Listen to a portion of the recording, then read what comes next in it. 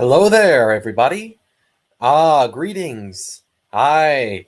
Um, it's pretty nice to see there are at least two people that are doing watching me. I'm going to wait a little bit for people to come in. Hopefully, they come in. Um, but if they don't, that's fine because uh, it's funny because I released this live stream, and at the same time, the distributist actually made a video on Vaush, which is um that's poor timing if I were to say so myself. Um, I guess so. I'll just sit here and chat for a little bit before going on to the main topic. Wow, five people. Wow, that's pretty great for me. uh, the joys of being a small YouTuber. Anyways. Um, where was I? Oh yes. So my channel. I can see that. Yeah,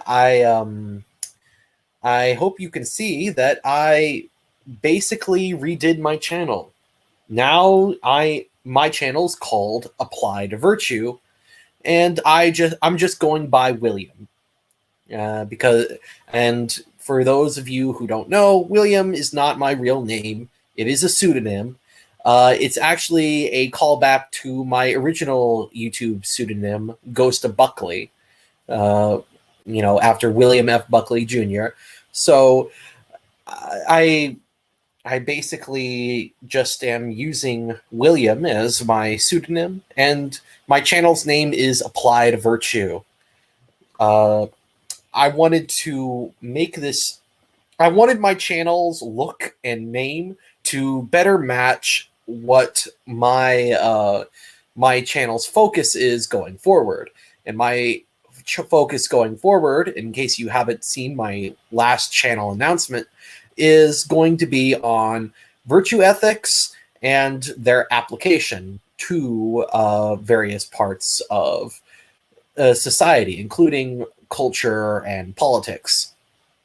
So I hope that you you all really enjoy this video, because it's going to be something like what I'm going to be doing from now on.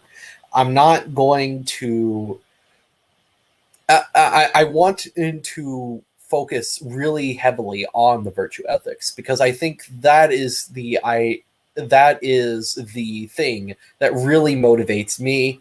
It's the thing that really interests me, and it's also something that I believe can provide a lot of insights for a wider community.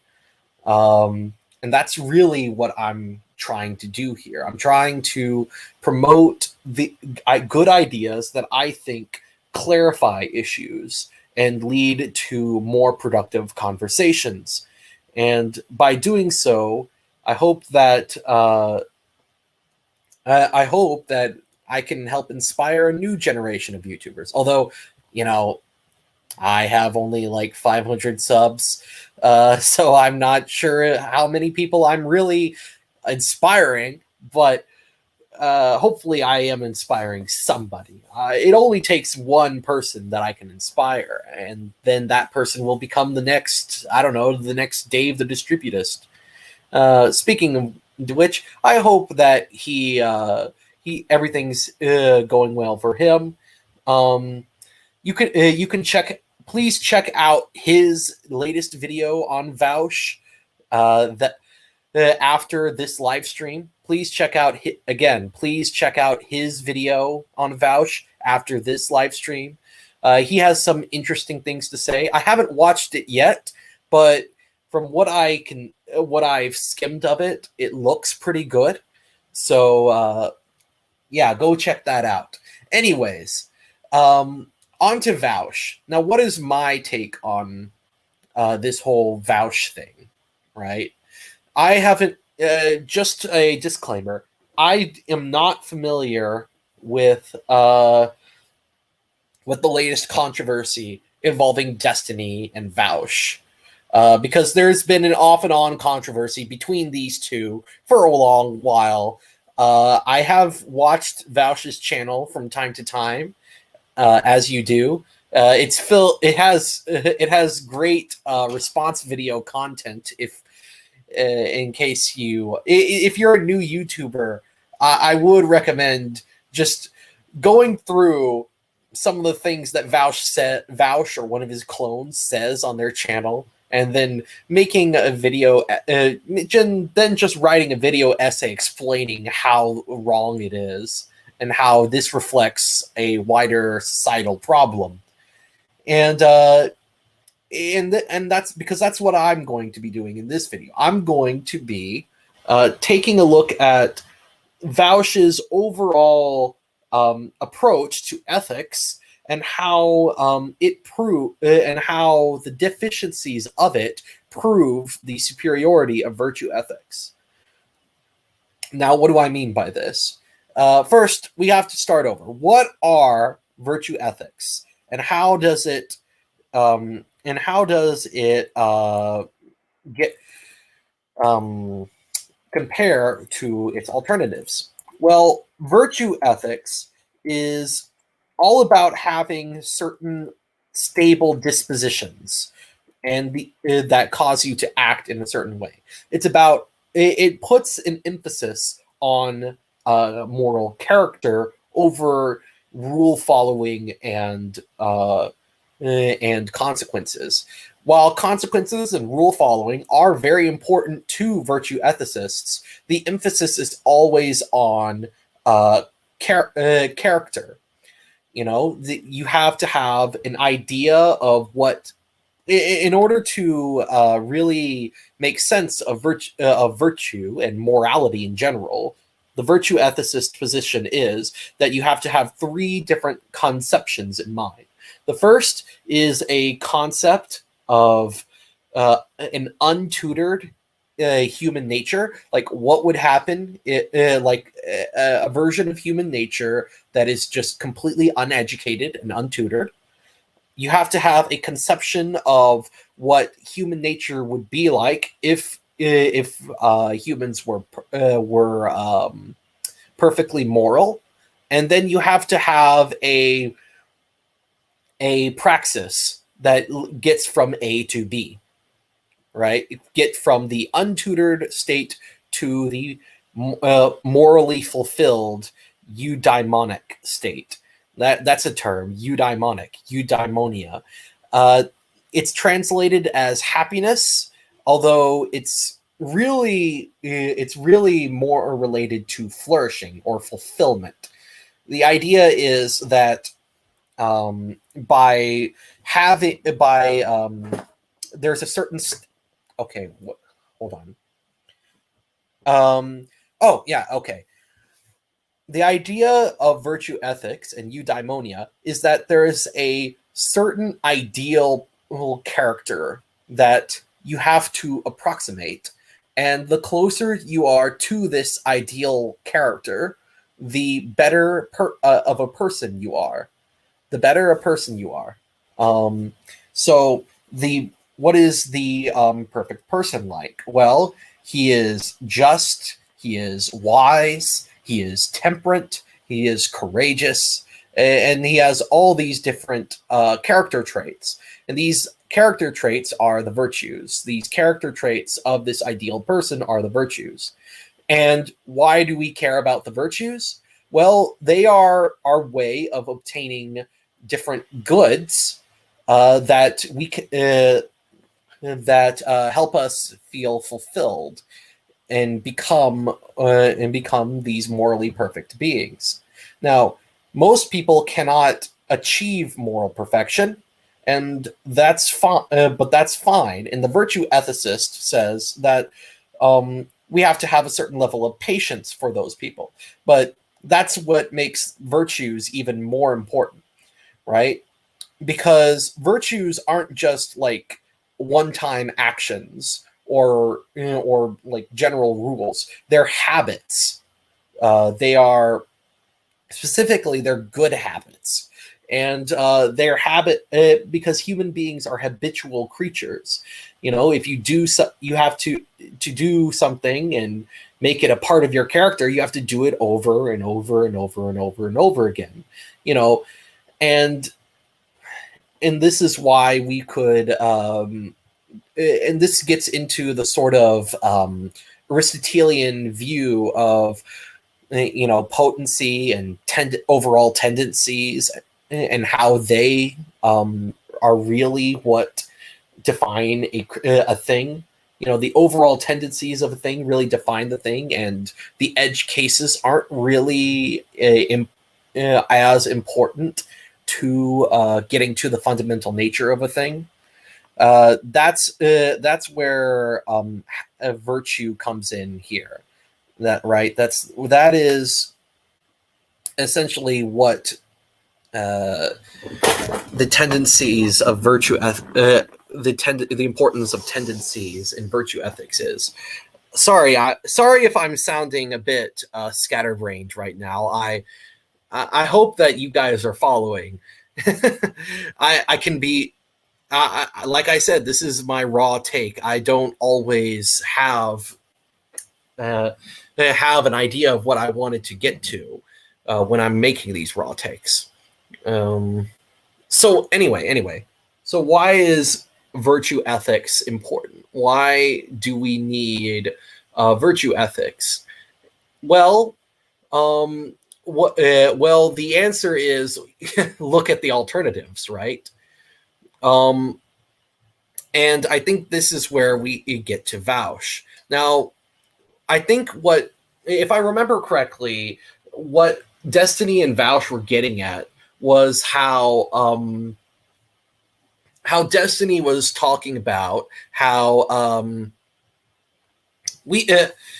how, you know, Destiny was saying, Vaush, you communists never put your money where your mouth is. What if you're so into this kind of communist utopia and building the socialist paradise? Why don't you say make your channel into a co-op or whatever things help you to achieve this socialist vision, this socialist ideal? Why don't you live by your own principles? And Vaush, in response, can just say, well, consequentialism says that the only actions that are bad are those that have bad consequences. And since my actions don't have bad consequences, therefore my actions aren't really immoral. So I'm not going against my principles.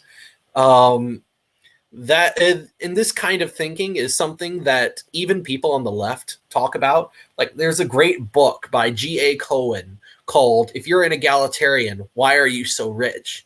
that talks about this sort of consequentialist view on the left that causes them to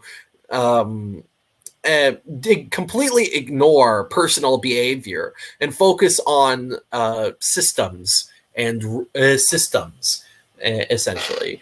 And when they ignore personal behavior, it basically allows them to act in ways that we would traditionally see as immoral, and then claim that it's not immoral because, oh, well, it's not actually changing anything with the system. It's not actually causing any bad effects. So why not do it? Well, that's it. And if you think about it, that's a pretty disgusting view overall. And it's a disgusting view because you can essentially use it to justify doing just about anything, so long as it doesn't directly hurt somebody. As long as it doesn't directly hurt your cause, you can do just about anything, and it doesn't matter. Plus, there is something inverted about it, I think, because the left-wing consequentialist worldview basically says that I have no control over my personal life. I have, and my personal life doesn't matter. But what matters is that I can control. I can control society at large and the political system and all that stuff, which it doesn't make sense to me, at least. If you because think about it this way: how does it make sense that you can say on the one hand that people can't control themselves or that people in themselves don't matter, and but on the other hand say that people can control society as a whole? Like, the hell people can control society as a whole? Do you? I don't believe for a second that Vaush uh, controls society as a whole. He is just a guy on the internet. He might have a bigger channel than me, and insofar as he has that audience, he can influence people, but he's not in control of things. He's just one actor out of many, and that's really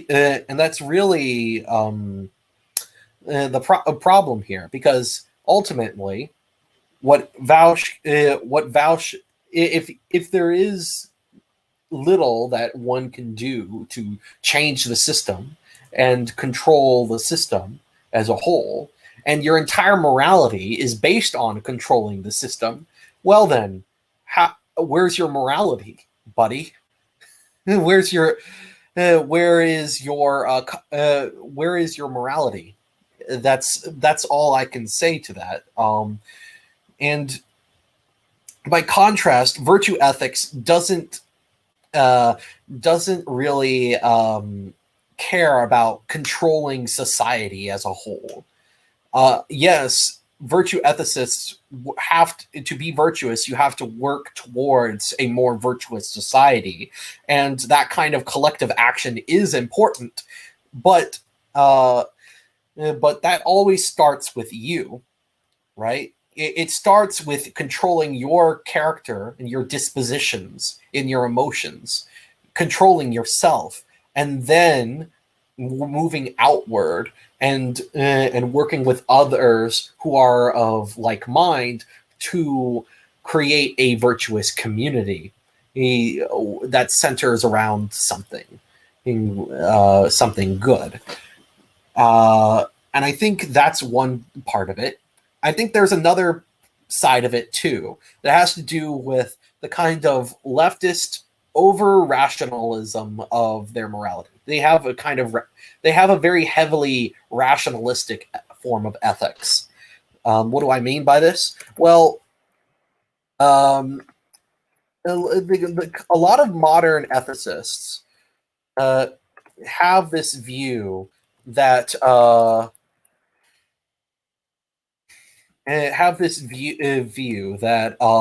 if you have the right opinions and beliefs, that is what in itself makes you a moral person.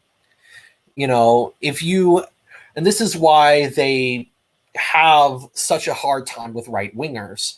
They believe that being against healthcare makes you a bad person, while being anti-racist makes you a good person. Having this kind of worldview sort of abstracts away from the actual people and just gets to like belief systems. Are you good? Are you? Do you have the right beliefs? If yes, you are moral. If wrong, no, you are immoral. And I think this is also connected to consequentialism, because again, Vaush, Vaush can't control society, but he can talk about like what he would do if he were king of the world, right? He does that all the time on his channel. He talks about like what would the ideal communist society look like. He talks about like usually it's in the negative, like well, it wouldn't have this or it wouldn't have that. It wouldn't have this oppression or that exploitation or that law, etc., etc. But he can talk about incessantly what the ideal system is, and that is his morality. By contrast, a virtue ethics framework puts it distinctly on tendencies in behavior and personal character. And to the extent it talks about systems in terms of how these systems inform the moral character of the people within them. Like, for instance, I can judge liberalism by how well it encourages people to be courageous, how well it encourages people to be virtuous, how just and prudent, and etc., etc. Right? How well does this system encourage the flourishing of the people within it? That is basically politics from the virtue ethics perspective. And what does this mean? Well, what this means is that we have this kind of we have certain that people, even if they in virtue ethics, even if somebody has the right beliefs, if they're not acting in a way that is virtuous, they're not a good person.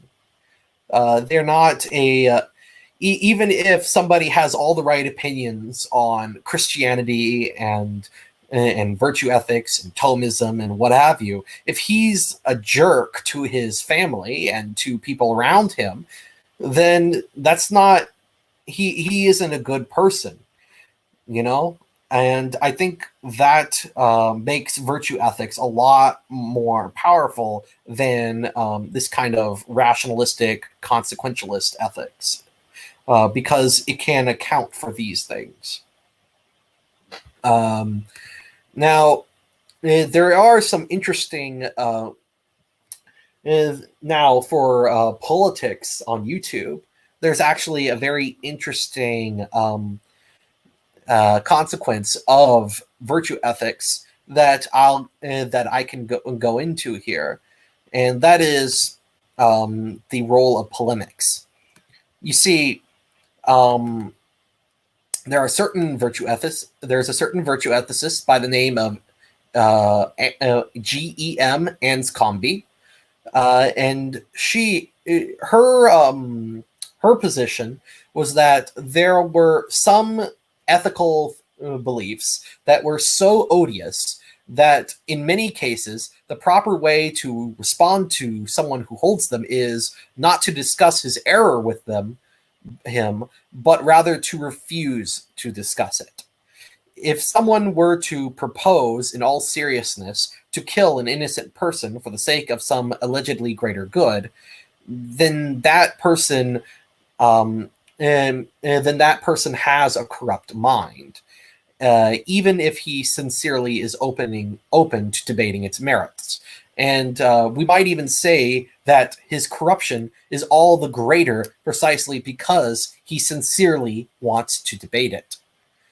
And this follows from, again, having the moral understanding that being a good person is more a matter of having the right sensibilities and dispositions than it is of having the right theoretical understanding. It's very difficult for someone even to have a correct. In fact, we can say that it's very difficult for someone to have a correct theoretical understanding if he does not, to some extent, have the right traits of character. Like if you are someone who is so corrupted by lust or wrath, you are not going to be able to accurately see reality for what it is, and that's going to darken your mind and make it harder for you to have the correct opinions. So that's really something that only virtue ethics can really account for. Um, and this view of ethics is actually pretty conservative in this way, because it reflects the idea that our knowledge is more based on habit and tradition rather than these uh, explicitly formulated propositions of some kind of big-brained theory. Much of it acknowledges that much of our knowledge is tacit rather than articulate, and it is for that reason why virtue ethics is again in many ways superior to the alternatives. Um, I hope that you guys are enjoying this live stream. Leave some comments if you are. I would really appreciate it. I guess one last thing I can say about polemics is that, in the case of someone like Vaush, I think it's a moral imperative that we point out, while we're criticizing his views, it's good to point out, give a critique of his character too, because the fact that he has the fact that he has certain sincere beliefs is a reflection of his darker character traits, so to speak.